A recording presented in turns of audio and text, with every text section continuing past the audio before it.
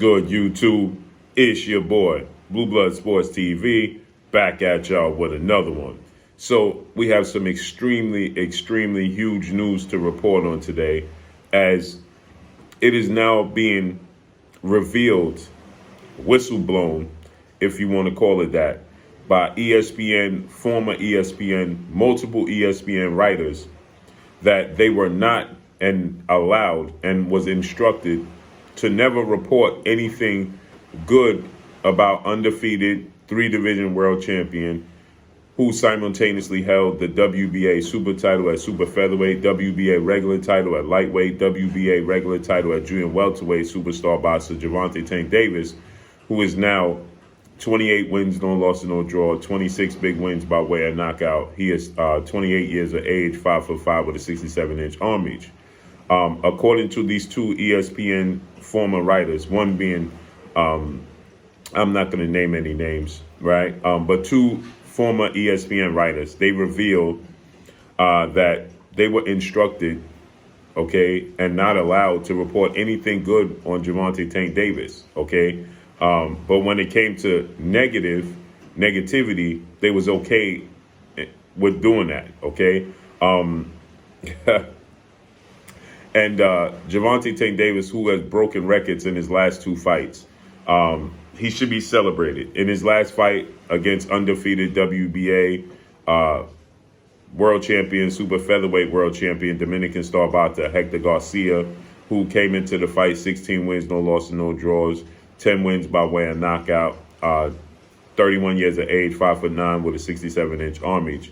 Hector Garcia is not a well-known boxer to the casual boxing fans. He's known within the hardcore boxing circle, but not in the casual boxing circle.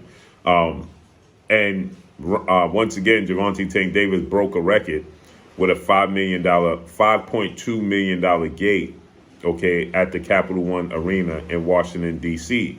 against Hector Garcia, okay? That was a record.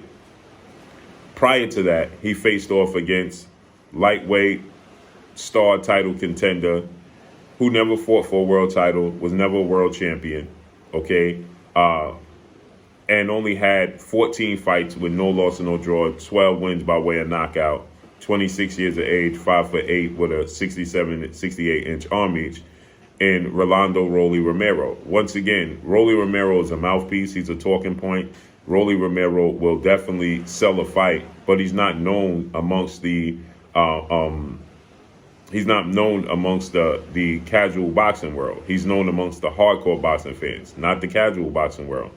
And once again, this fight took place May 28th, Brooklyn, New York, at the Barclays Center, to which, once again, Gervonta Tank Davis broke a record, and he did the highest gate, a $5 million gate at the Barclays Center for a boxing event. Okay, now it wasn't the highest gate in history, but for a boxing event at the Barclays Center, it did the biggest gate of $5 million. So Gervonta Tank Davis, again, he's breaking records. He's the cash cow, whether you think he's the best fighter between 130 and 140, whether you like his style, whether you think he can win against fighter X or fighter Z, it doesn't matter. The facts remain is that Gervonta Tank Davis is doing massive numbers, and Gervonta Tank Davis is not fighting the biggest names known to the casual boxing world. Now, April 15th, Las Vegas, Nevada, Gervonta Tank Davis is set to take on undefeated lightweight, junior welterweight Mexican superstar title contender and King Ryan Garcia, who is 23 wins, no loss, no draw, 19 wins by way of knockout. He is 24 years of age, 5'10" with a 70-inch arm reach. And again, this is going to be the biggest namesake that Gervonta Tank Davis has fought in his entire career. Okay, this is the first time Gervonta Tank Davis is going to fight somebody that's going to bring and carry their own weight, okay, as far as star status goes and as far as drawing power goes, and being known. Now, Ryan Garcia, he's never fought for a world title, never won a world title. He's not well accomplished within the sport of boxing, but he has a huge fan base outside of the sport of boxing. He tapped into the casual boxing fans. He has 9 million social media followers, so he's going to be a major drawing chip for Gervonta Tank Davis for the first time in Gervonta Tank Davis's career.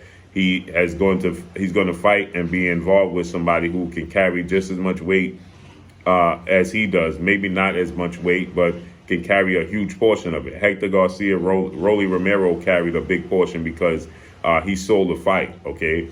But not going into the fight. Going into the fight, nobody wanted to see Gervonta Tank Davis versus Rolando Rolly Romero.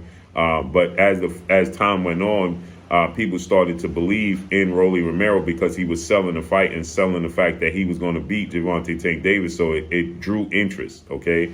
But outside of that, the hardcore boxing fans knew Gervonta Tank Davis was going to beat Rolando Rolly Romero based off a skill set, okay? So it was a 70-30 fight in favor of Gervonta Tank Davis when you look at it from that standpoint. But as far as drawing power and selling power, Rolando Rolly Romero didn't represent that, okay? Ryan Garcia does. Ryan Garcia represents massive drawing power. He's going to bring in the casual fans. He's going to bring in a young audience. He has endorsements from Gatorade to the NFL to the NBA. So he's going to bring his own bit of selling power and drawing power and interest, okay? He's big. He's young. He has fast hands. He has knockout power. It's going to be interesting. But what's more interesting is that ESPN writers now come out and blow the whistle and reveal what we already knew, but now it's just been made public as to why they never report on boxing, but they're quick to report on boxing when it involves something negative. Okay, so when Gervonta Tank Davis got in trouble over the past 2 weeks ago, when he had the altercation with his children's mother and was jailed, and remember, Gervonta Tank Davis said something very interesting. He stated that his children's mother was offered $50,000, okay? She was offered $50,000 to press charges on him when he didn't even do nothing, okay? Then she came out, and then it was said that Gervonta Tank Davis was going to have to pay a woman $300,000 because she's an expert in suing people, right? And ESPN was quick to report on this case that Gervonta Tank Davis, had a DV case against his children's mother. He spent the night in jail. He bailed out. Now his bail, okay, was 10% of $1,000, which turned out to be $100. If Gervonta Tank Davis, who's a celebrity athlete, who is a professional combat boxer athlete, okay, actually did this, and they had proof, obviously, the state would take over. It would be out of his hands. It would be out of his children's mother's hands. The state would take over, and he wouldn't have a choice but to face those consequences. But he paid 10% of $1,000 for a celebrity athlete that they know is a multimillionaire and on the verge of making more money in 2 weeks, and he only had to pay $100 to get out. Well, that's the clear indication that it wasn't as serious as it was being reported, and the perspective of what took place was false. And so now we get these two ESPN writers, okay, that come out and they state that they were not allowed, they were instructed not to write good things about Gervonta Tank Davis and other fighters that were African American that weren't involved with ESPN. We knew this already, but now it has been revealed by two writers that's well-known writers. And you can do your research on this, okay? I'm not in the business of telling their name right now. You can do your research and you'll find out who they are, okay? Now, this is all alleged in my part, right? But this is not a shocker. It's called the worldwide leader in sports, the biggest sporting platform in the world. But boxing is not a priority at all, okay? And they view boxers, it's a minority sport. It's a minority-driven sport, okay, where you have plenty of young athletes that are coming from poverty-stricken neighborhoods and situations, and they're making an instant living, an instant upgrade in their life, and that story doesn't want to be told.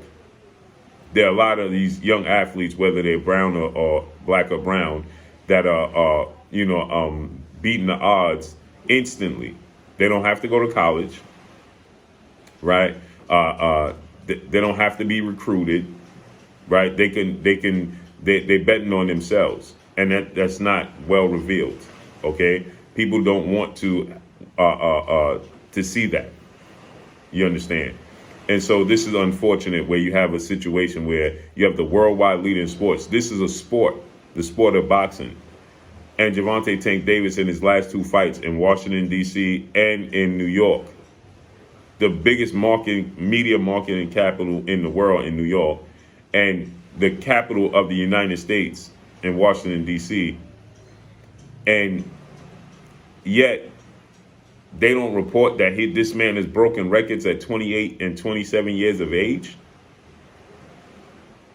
And now a reporter reveals that they're not even instructed to write good things. No wonder. Hence the reason why when he was bailed out and he was found, and she came out, this children's mother came out, and she stated that he didn't do anything, and she apologizes and she overreacted. They never reported on that. They actually went as far as to say, we need to do something about the sport of boxing with these fighters, because we celebrate fighters knocking out each other, but we do nothing when they put their hands on allegedly on women, even after he was proven to be innocent. Ain't that amazing? No, it's not. Shouts out to Gervonta Tank Davis. Congratulations to Gervonta Tank Davis. Can't wait to see him fight in April. And that's all I got for y'all. Keep breaking records. Make sure you hit the like button. Drop a comment in the comment section. Let me know what y'all think. Y'all already know what it is. It's your boy Blue Blood Sports TV. Hate, like, comment, and subscribe. If you haven't subscribed, hit the subscribe button. Hit the like button. Hit the bell icon to get all the new notifications. Follow me on Instagram at Blue Blood Sports TV, all one word. Y'all already know what it is. Shout out to the entire LDBC. Shout out to Black Media Row. Make sure you like and share these videos. That's all I got for y'all. Peace.